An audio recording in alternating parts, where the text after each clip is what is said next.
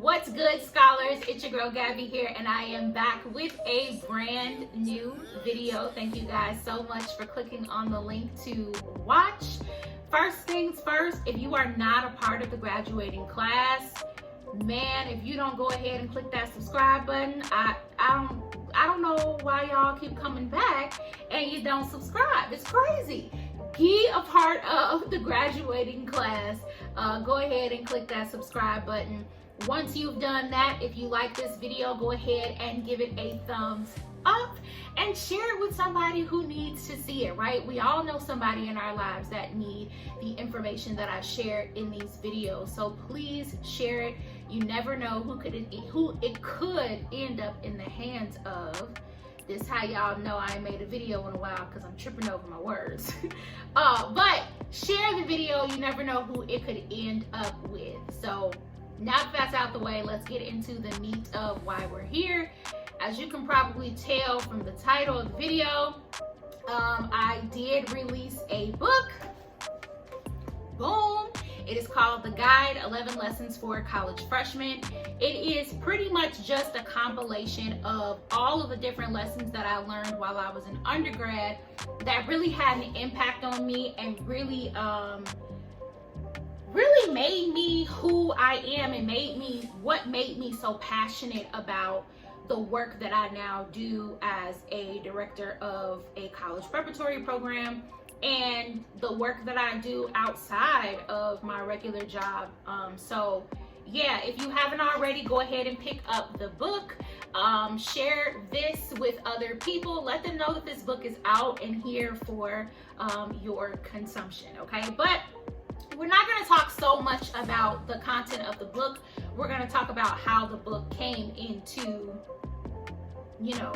light, really. So I've been getting so many DMs and messages and having conversations with people. Hold on, y'all.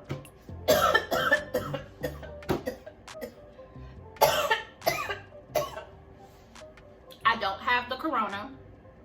My mouth is just dry and I should have got some water before I started this. But I've been getting so many messages and DMs from people who have been asking, what the process was like for me. So I'm gonna walk you guys through what I did.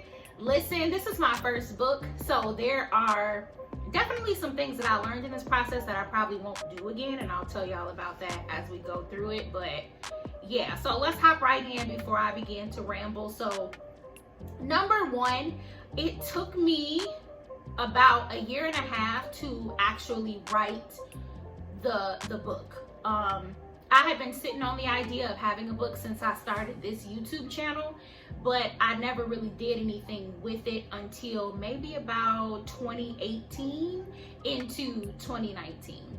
So there's 11 chapters in the book. I revised and moved things and edited things out quite a bit. So I finished everything around maybe March or April of this year. So if you're a person who wants to write a book at some point, my first tip for you is to take your time. Do not try to rush it. Don't try to just put it out just because. Take your time with it. Now, granted, I'm not gonna lie to y'all, I was a little lazy. I lacked motivation and inspiration sometimes, and a lot of times when I'm not inspired, I just won't do anything, which is a bad habit that I really need to break, because I lose a lot of time because I'm not inspired. And granted, that makes sense as a creative or, someone who is creating content, but you also lose out on a lot of opportunities. This book really could have been out last year, but because I waited and, just didn't push myself, it came out this year, which there's nothing wrong with that. God's timing is the best timing. That's just the way that it happened. But definitely with the COVID situation, I kind of wish I would have pushed myself in and took things a little bit more seriously so that it could have been done earlier. But again, it got finished in 2020. The major part is it got finished, right? So try to push yourself, even on the days when you're not inspired, even on the days when you're not motivated, or you're just drained from your 9 to 5, maybe drained from your kids. I don't know what your situation is, but definitely try to push yourself. Once the book was finished, of course, I started looking for ways to self-publish. I asked around to a few people that I knew that have already written books, and it came down to Lulu's and Amazon. And I'm just gonna give you guys some pros and cons of both and try to help you understand why I made the decision that I made personally. So I ended up going with Amazon KDP, or Amazon Kindle Direct Printing, I believe is the name of it. I was stuck in between Lulu's and Amazon for a while, but I decided to go with Amazon because, one, I know that there's going to be much more of a platform with Amazon than with Lulu's. Everybody uses Amazon at this point. Amazon is probably one of the biggest corporations, companies out there. And I know a lot of people have Amazon Prime, and I have Amazon Prime, and I'm always ordering something. So I felt like it would be better to get the book out to more people, to use Amazon. But in that same breath, I also knew using Amazon would not give me as many royalties as Lulu's does. Lulu's gives you a lot more as far as the money you make from your book.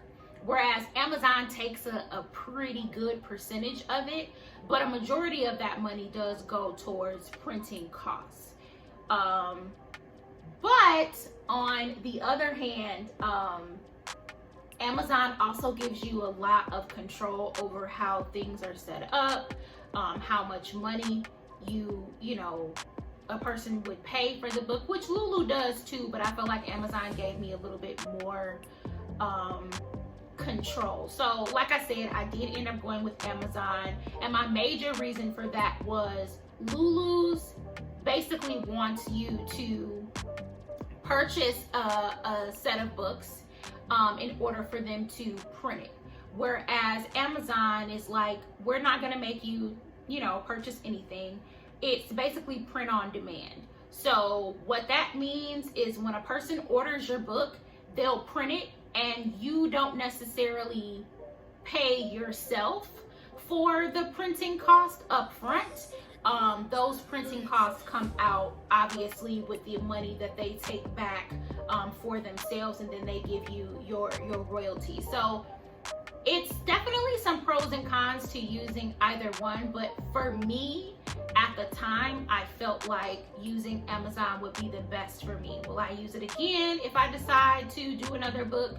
I don't know, but right now that was the thing that worked best for me. So if you're an individual who maybe you don't have a lot of money to spend, maybe you're just like, hey, I just want to get this content out, then Amazon may be a better choice for you, right? And don't get me wrong, I don't know everything about Lulu, I don't know everything about Amazon. This was definitely a learning experience this first time around, so if you're watching and you know something about Lulu's that I don't know, that maybe I can use them next time, let me know. But that's what I got. That was the major consensus that I got when I was going through the process, right? So after I made the decision to use Amazon, obviously you have to get your book to Amazon for it to be printed and sent out to people.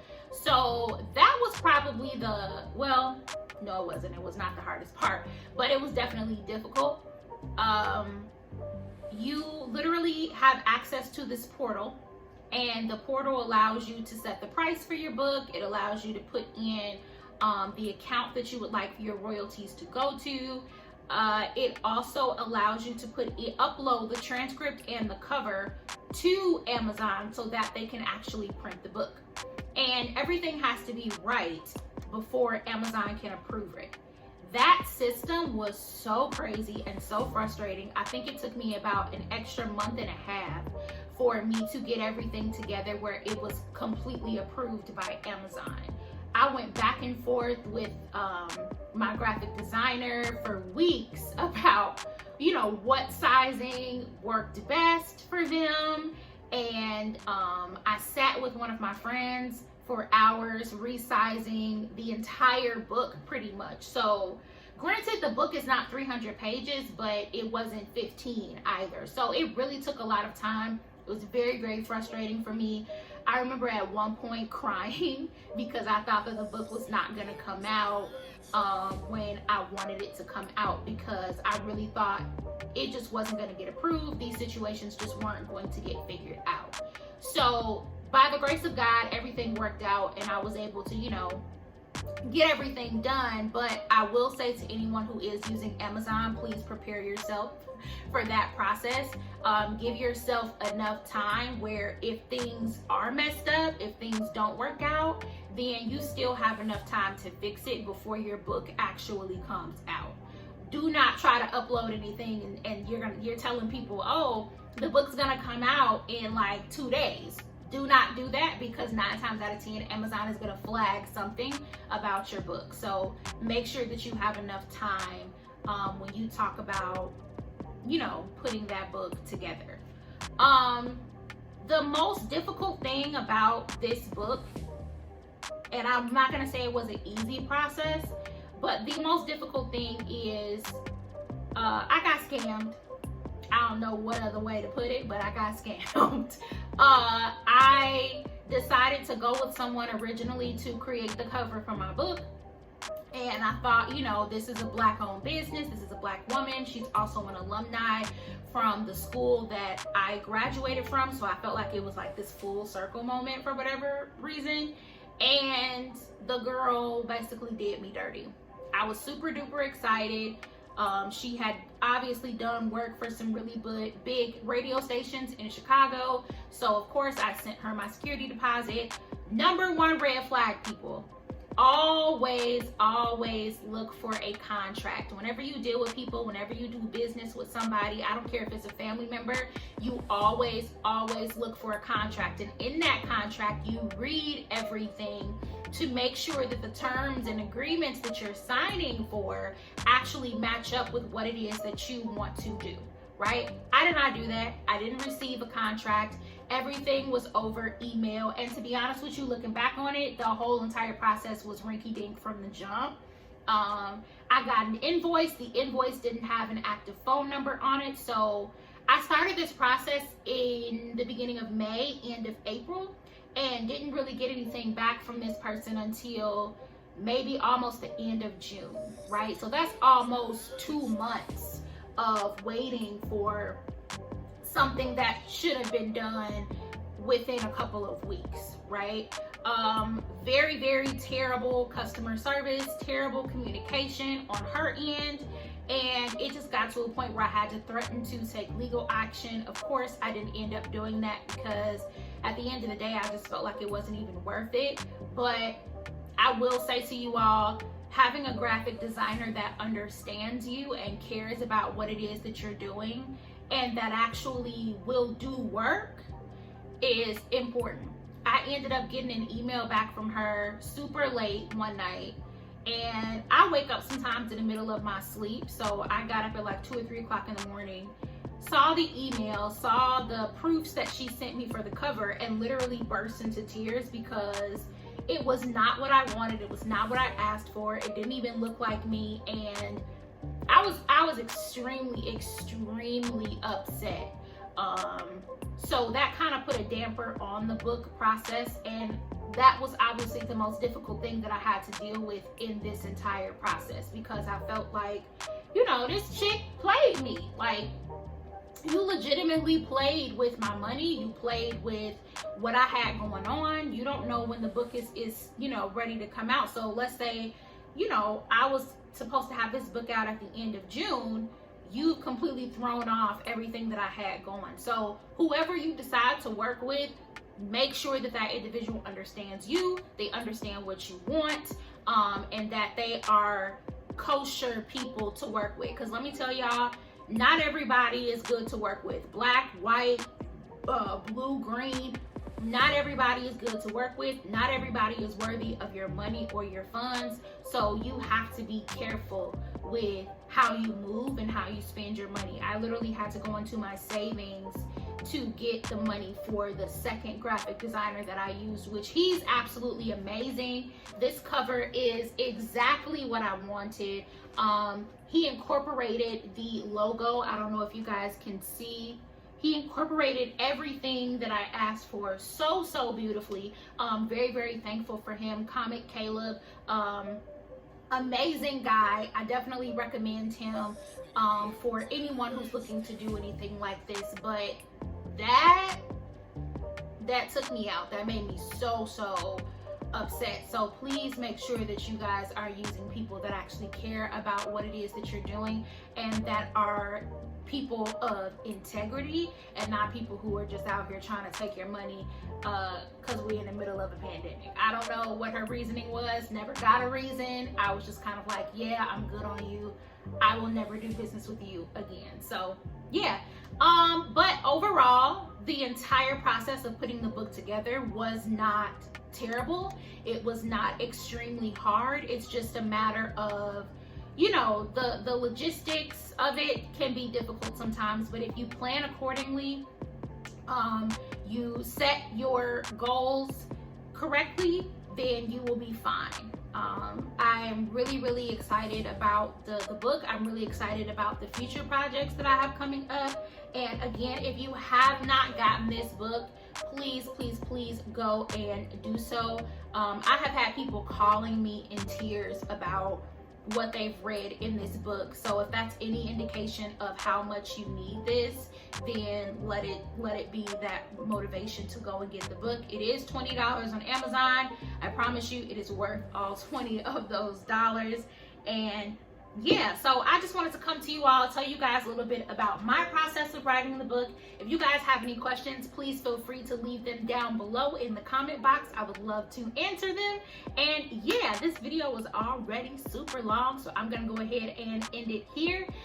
If you guys have any questions, anything, any comments, again, please leave them down in the comment box. I really want to start connecting with you all much more than I have been in the past. But all right, guys, that's all I have for you today, and I will see you all on the next one. Don't forget to subscribe, become a part of the graduating class. Peace.